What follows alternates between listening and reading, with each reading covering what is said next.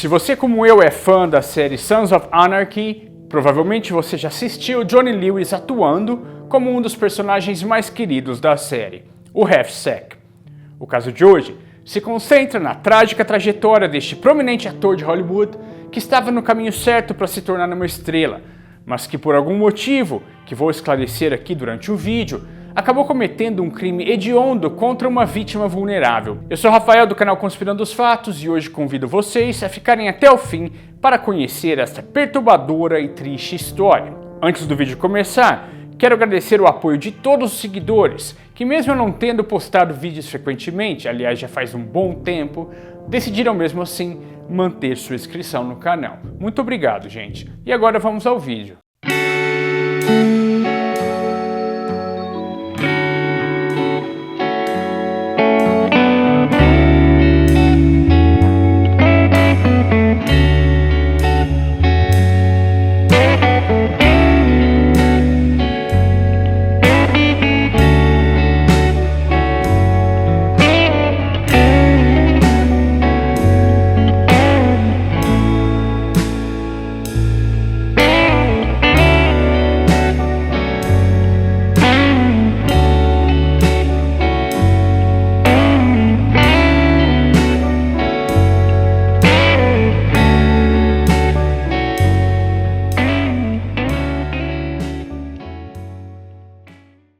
Jonathan Kendrick Lewis nasceu no dia 29 de outubro de 1983 em Los Angeles, nos Estados Unidos.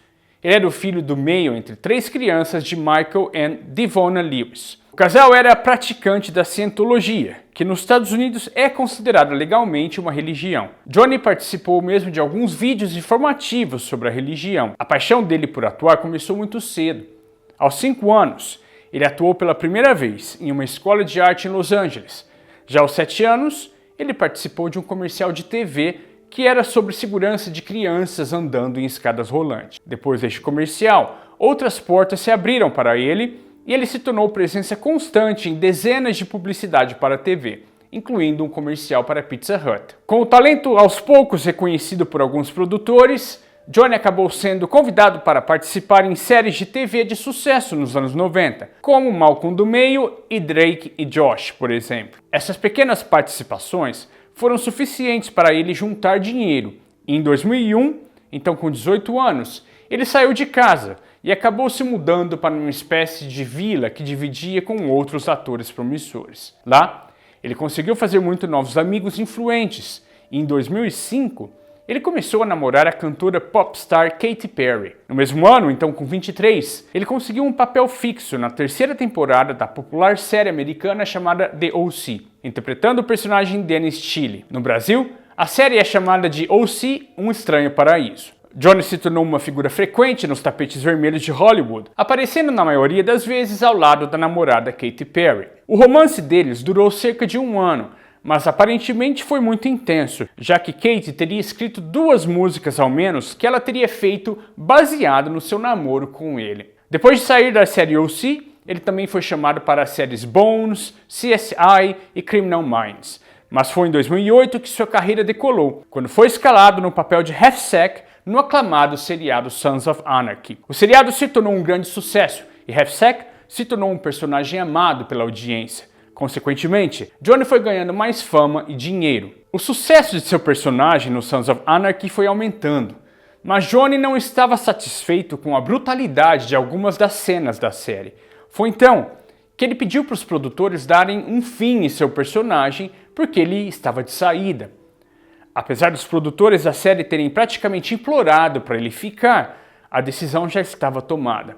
Então, seu personagem acabou morrendo no episódio final da 2ª temporada. Johnny passou a se dedicar em poesias e também começou a estudar filosofia, mas o seu grande objetivo era se dedicar na carreira de escritor. Seu primeiro livro seria a história de um gênio da música que estava buscando seu espaço pelo mundo. Então Johnny passou a buscar um lugar para morar onde ele pudesse viver e escrever com muita tranquilidade. Foi então quando, durante um ensaio fotográfico, o fotógrafo mencionou um lugar conhecido como Vila do Escritor, que era uma bela casa com 6 quartos nos subúrbios de Hollywood, onde sua proprietária alugava para artistas e mentes criativas que buscavam uma oportunidade na carreira. A proprietária da vila era Catherine Davis, uma idosa amada por todos que passavam por sua casa. Ela tratava os inquilinos como seus próprios filhos, cozinhava, oferecia transporte, caronas e muito suporte moral. Alguns inquilinos que passaram por sua vila fizeram muito sucesso. Um deles, por exemplo, foi o ator Val Kilmer. Então, em abril de 2009, Johnny ligou para Catherine para pedir um quarto. Ela imediatamente arranjou uma suíte para ele no segundo andar, conhecida como Suíte Vermelha. Ele se mudou e parecia que tudo estava se acertando de novo em sua vida. Ele imediatamente passou a amar Catherine, como se fosse sua própria mãe. Ele amava sua suíte e, apesar do alto aluguel, cerca de $2.500 por mês por um quarto, ele se sentia muito bem naquele lugar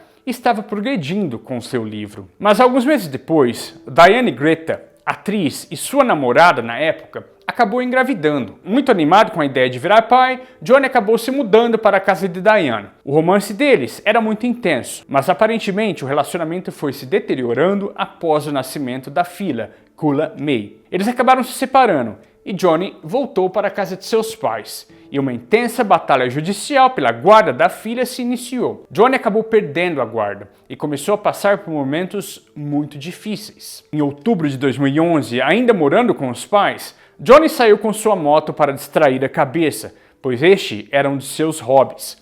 Ele estava dirigindo em alta velocidade pelo deserto, quando perdeu o controle da moto e acabou sofrendo uma forte queda e bateu a cabeça. Ele foi levado ao hospital, onde permaneceu em observação, mas depois de uma bateria de exames, ele foi liberado e voltou para casa. Mas assim que retornou, o pai dele percebeu que ele estava agindo de uma maneira muito estranha, apresentando um comportamento muito agitado e pensamentos erráticos, incoerentes. As pessoas que conviviam com ele também estavam percebendo que Johnny estava mudado e não conseguiam entender o que houve. Seu pai desconfiava que quando Johnny bateu a cabeça durante o acidente, ele teria sofrido alguma lesão que passou despercebida pelos médicos que o atenderam naquela ocasião. Ele então agendou 2 ressonâncias magnéticas para Johnny, mas por razões desconhecidas ele se recusou a fazê-las. O comportamento de Johnny foi se agravando e na manhã do 3 de janeiro de 2012, ele saiu cedo de casa de pijamas e chinelos, dizendo que precisava caminhar. Depois de caminhar alguns metros, ele teria escutado gritos de angústia vindo de um apartamento vizinho. Ele arrombou a porta e entrou no apartamento, que estava vazio. Mas alguns momentos depois, 2 homens que seriam os moradores do apartamento entraram e pediram para Johnny se retirar. Foi quando ele pegou uma garrafa de vidro vazia e começou a bater na cabeça desses homens. Eles conseguiram reagir e contiveram Johnny até a polícia chegar. Ele foi preso, acusado de invasão de domicílio e agressão com uma arma mortal. Depois de 3 dias na prisão comum, ele foi transferido para uma ala psiquiátrica, pois seu comportamento de autodestruição começou a preocupar os agentes. Ele constantemente batia sua cabeça propositalmente contra a parede. E depois de 8 dias preso, ele foi liberado depois que seu pai pagou uma fiança. Quando voltou para casa, seu rosto estava todo inchado e ele apresentava hematomas abaixo dos olhos. Ele estava muito traumatizado e não deixava ninguém tocar nele. Seus olhos também ficaram muito sensíveis à luz e constantemente ele desligava a energia elétrica da casa para não ser incomodado. As próximas semanas foram ainda piores e a situação quase perdeu o controle quando Johnny teria tentado sem sucesso tirar a própria vida.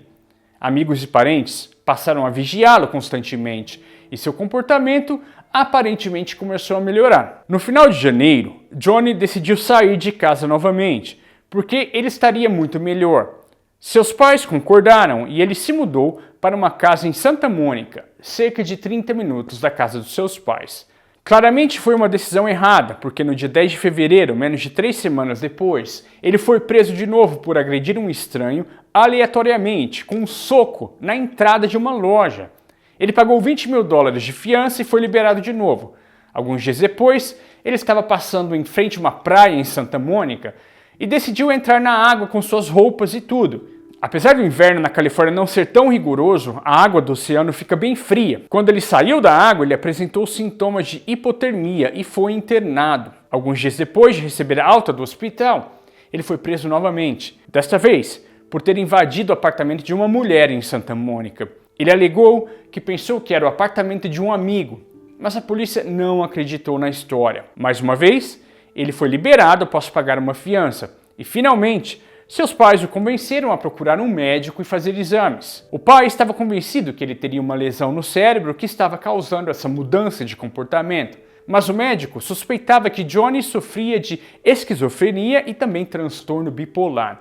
Ele receitou medicamentos para os dois transtornos, mas Johnny se recusava a tomar, ou ele fingia que tomava e depois cuspia os comprimidos. E sua condição, obviamente, começou a piorar. Enquanto isso, ele ainda estava sendo processado pela agressão dos dois homens no apartamento que ele tinha batido com a garrafa. Seu advogado então tentou fazer um acordo com a justiça para ele fazer um tratamento psiquiátrico por 1 ano, ao invés de ir para a cadeia.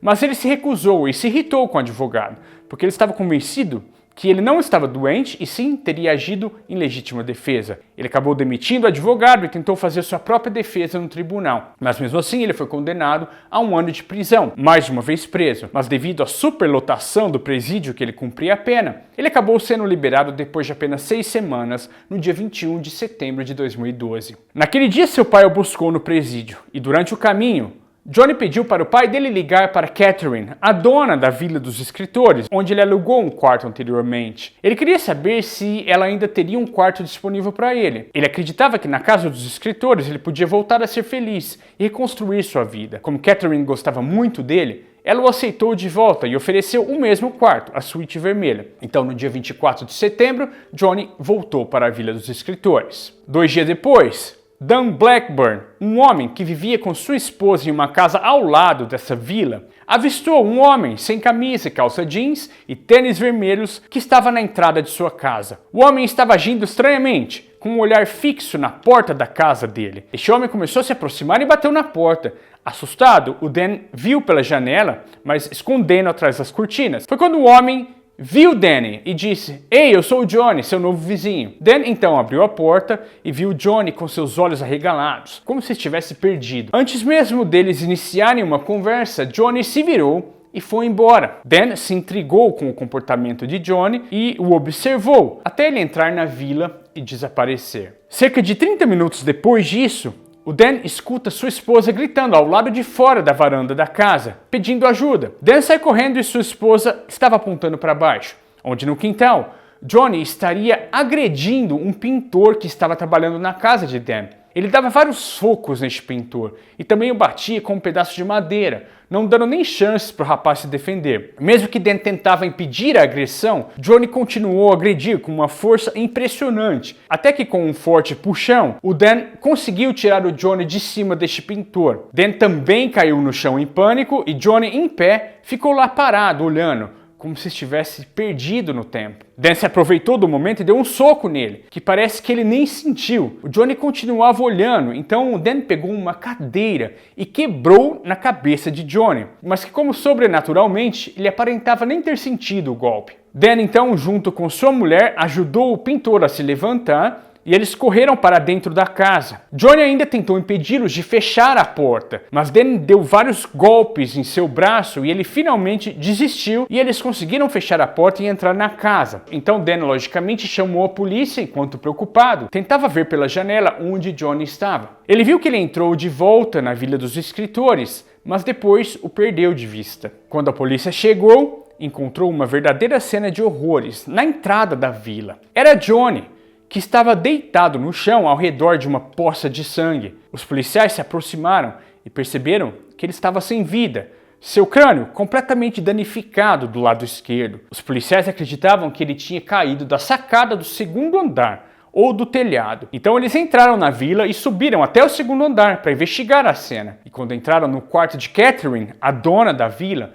encontraram a cama toda ensanguentada e no chão, sem vida, ao lado da cama, o corpo de Catherine. Ela teria sido espancada até perder a vida e apresentava traumatismo craniano severo. Segundo a polícia, Johnny a golpeou com as mãos e pisões na cabeça e também com um martelo enferrujado que foi encontrado perto do corpo. Ela estava completamente desfigurada, que até os policiais ficaram completamente chocados. Eles então vão até o banheiro e lá encontram o gato de Catherine. também sem vida, e desmembrado, como se tivesse sido partido ao meio. A polícia estava com dificuldades para entender de onde veio tanta violência, já que Catherine era bem amada por todos, mas, colhendo depoimentos e com uma perícia bem efetuada, os investigadores chegaram à conclusão de que Johnny teria tirado a vida de Catherine e, quando tentou escapar pela varanda, teria caído acidentalmente, e descartaram completamente a hipótese que ele teria tentado tirar a própria vida. O relatório final apontava que Johnny, logo depois de ter atacado o pintor da casa vizinha, ele teria entrado na vila e subido diretamente para o quarto de Catherine, que ficava no segundo andar. Ela estaria na cama quando foi atacada sentada e não demonstrou sinal de autodefesa porque ela conhecia e gostava muito de Johnny e provavelmente foi surpreendida sem tempo de reagir ou mesmo gritar. A suspeita inicial é que John teria agido sob a influência de drogas pesadas ilícitas, mas exames depois mostraram que Johnny não tinha nenhuma droga lícita ou ilícita no seu sangue e nem mesmo álcool. Este crime chocou muito Hollywood, mas até hoje não foi esclarecido os motivos que levaram Johnny a cometer este crime hediondo. Muitos especulam que o acidente realmente afetou o cérebro dele. Já outras pessoas acham que ele provavelmente tinha uma doença mental muito grave que acabou não sendo diagnosticada. Outras pessoas criticam as autoridades americanas por ter colocado ele de volta às ruas sem nenhum tratamento. Mas e você? Me diz aqui embaixo nos comentários o que você achou deste caso. Bom, eu vou ficando por aqui, gente. Muito obrigado pela sua presença, fiquem bem e até uma próxima.